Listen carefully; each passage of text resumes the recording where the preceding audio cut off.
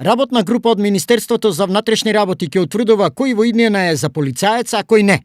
Нефункционирањето на многу сегменти од системот, партиските привилегии, корупцијата и многу други аномалии од поединци се искористени за енормно збогатување. Конечно, полицијата сака да направи поделба меѓу честни и нечестни полицајци, а планот како тоа ќе се изведе треба да се достави до 1 октомври.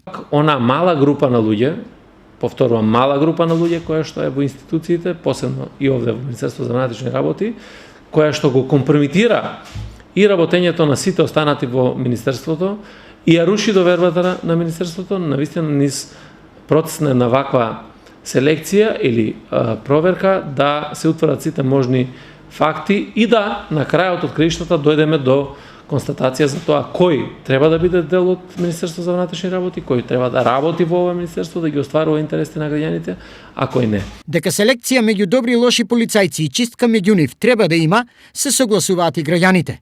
За нив ова требало да се случи многу одамна. Треба. Оди дојде нешто, повикаш го и си играе со тебе мајтап. И ти да си прав, он иде кај другиот, тај му од странство дојдел, дај му некоја тетрадка или книжка, стави му некоја евричка. Ајде, ти си крив, он е прав. Е така, треба. Треба конечно да стави крај. Такви луѓе да нема. Па треба да се тргнат. Нека се тргат, што ни треба такви полицајци, кои не ти помогнуваат. Оно што граѓаните го гледаат, а досега државата не го гледаше, сега веќе е утврдено и од полицијата, зашто богатството на поединци се мери со милиони. Напоменувам дека многу од полициски службеници кои што се внатре или вработени во Министерството имаат создадено имот кој што апсолутно може да се спореди со имот на одредени бизнисмени кои што со години работат во овој сектор. Иако досега ова е најенергичната намера за расчистување на криминалот во полицијата, на никој не треба да му се забележи за известниот сомнеш дека се ќе се заврши како што е замислено.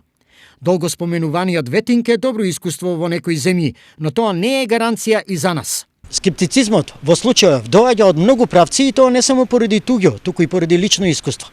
Веќе одамна кај нас во многу случаи кратци гонат кратци, или пак интересот ги направи ортоци.